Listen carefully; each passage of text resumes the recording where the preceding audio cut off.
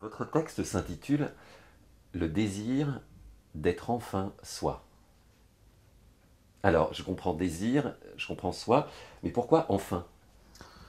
Parce que je pense qu'il est enfin possible d'être complètement soi-même avec toutes les propositions de mode qui nous sont données par le marché et que à notre époque, on n'a plus besoin de respecter des dictates saisonniers qui étaient les anciens dictates de la mode, je sais pas, longueur des ourlets, forme des sacs à main ou hauteur des chaussures, enfin, tout est possible à tout moment, tout le temps, et donc les femmes n'ont plus qu'à puiser dans voilà, un gigantesque fourre-tout qui s'appelle la mode et qui est plutôt une panoplie possible pour chacune.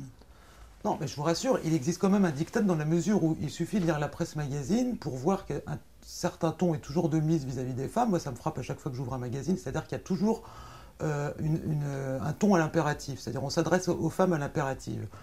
Achetez ça, soyez ça, acquérez le must-have, c'est lead bag. Il y a toujours ce martèlement un peu de propagande, mais qui devient, je sais pas, comme une sorte d'anachronisme qui perdure.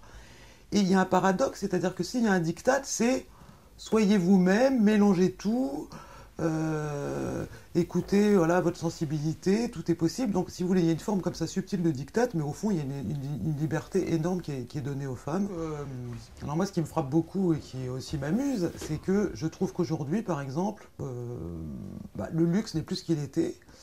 Et que toutes ces maisons supposées appartenir aux grands groupes de luxe, hein, je ne les citerai pas, je trouve que finalement c'est une forme de camelote supérieure.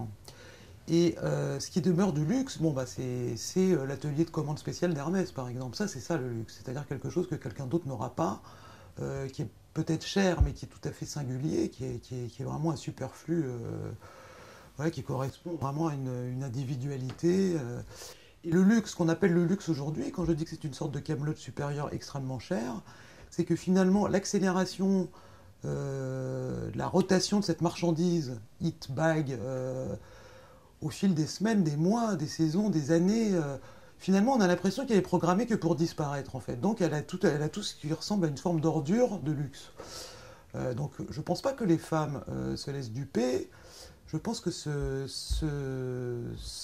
hits accessoires sont mis en miroir d'un certain nombre de femmes qui sont des égéries ou qui sont les porte-manteaux des marques, qui sont que les comédiennes et les actrices. Et honnêtement, à part sur les tapis rouges, dans certaines manifestations où il y a comme ça des femmes qui servent de mannequins finalement hein, aujourd'hui.